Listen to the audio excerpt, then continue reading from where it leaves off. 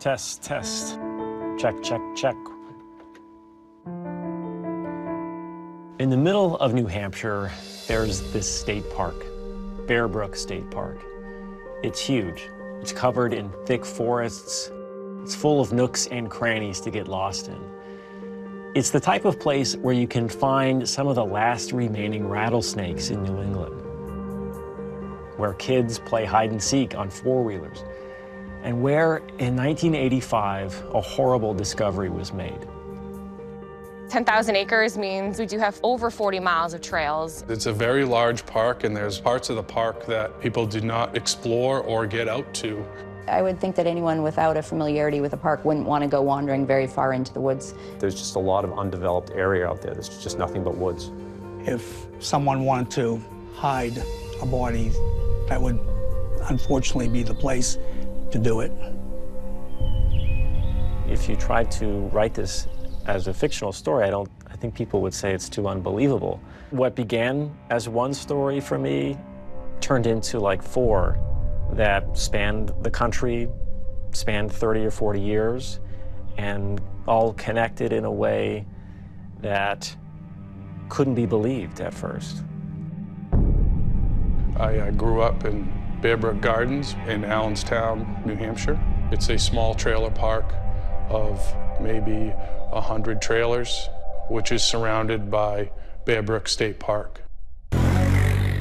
When we were kids, we created a game that was basically hide and seek with a four-wheeler. You would just ride the four-wheeler around looking for the kids that were hiding in the woods. We did it pretty much all summer long.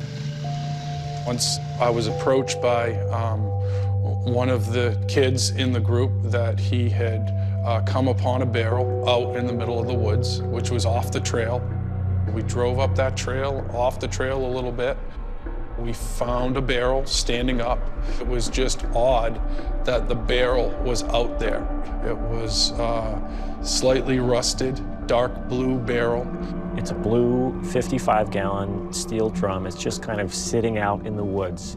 The brother that found the barrel went over to it and tried to lift the top of the barrel. And when he did that, we were hit with a smell that was absolutely putrid. One of the brothers just pushed the barrel over, and we watched the barrel fall on its side. I do recall seeing a little bit of like gray, whitish fluid ooze out of the bottom of the barrel, which I thought at the time, at 11 years old, was rotting milk. The guys jumped on my four-wheeler, and we booted out of there, and that was the last time that we saw the barrel. Several months after the kids have kicked it over, a police officer gets a call about a hunter. I was working the day shift. It was overcast, cold, and I received a call from dispatch to meet a hunter in the Bear Brook Gardens mobile home park.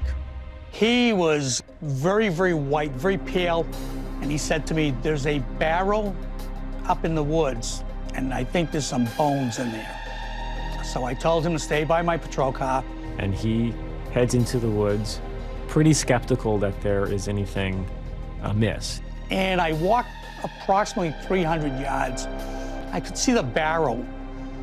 It was laying on its side. And as I got closer, I saw that something had fallen out of the barrel. It looked like a plastic rug, and it was all rolled up.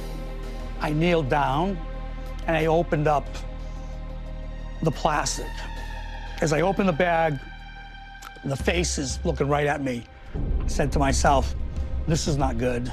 So I said to dispatch 5-1, "Be advised I have a 1050. And she said, "Could you repeat that?" They alerted the state authorities, the Attorney General's office, state police, and it sort of set in motion an investigation. The bodies were found not far from this sand pit just behind the Bear Brook Gardens mobile home park. 2 decomposed bodies were found inside, what appeared to be an adult female and then a younger female child. They have been able to determine that both victims were female, one an adult in her early 20s to early 30s, the other a young girl between the ages of 8 and 10. There's no identification, there's no purse, there's nothing inside the barrel. and the victims had been wrapped in material, principally garbage bags, and there was some electrical wire that had been wrapped around the remains. Both of those victims died from a blunt object striking their heads and crushing their skulls. It usually means that the killer is up close and right next to the victims. If I knew who the victim was, because everybody knew everybody in town, I could start connecting the dots. When you don't know who the person is, when you don't know who the victim is, it makes it a hell of a lot harder to solve the crime. In New Hampshire, we have very few murders that involved complete strangers. Most of the murders occur amongst people who know each other. A close family member, maybe a friend, maybe a co-worker. The next day I cold canvassed the town. I went to approximately 200 residences asking, notice anything different, anybody missing? Maybe a mother, child. Nobody knew nothing, and that was odd because population was 5,000 and everybody knew everything in that town. The hope was that there would be a missing persons case from somewhere that matched the description of a family unit. It is going to take a great deal of time for them to be identified. We have run them through all of the computers, both at the state level and from Washington, D.C., and they are simply not in that computer. Who are these victims? And are they local people or are they from a distance away? Maybe a truck driver from Canada came down and was looking for a spot to dump his victims. Was it somebody who was passing through, a tourist, something like that? Somewhere, somehow, somebody must know, who these people are. We have a mother and a young child. It's like, just didn't disappear off the face of the earth without a name or an identity. 2 years after the barrel was discovered, authorities released the remains so that they could be buried.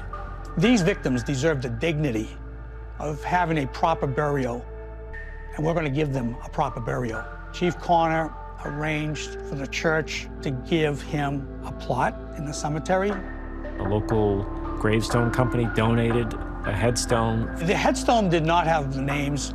There was an inscription to the fact that they were found in 1985. It reads, "Here lies the mortal remains, known only to God, of a woman aged 23 to 33 and a girl child aged 8 to 10. Their slain bodies were found on November 10th, 1985 in Bear Brook State Park. May their souls find peace in God's loving care."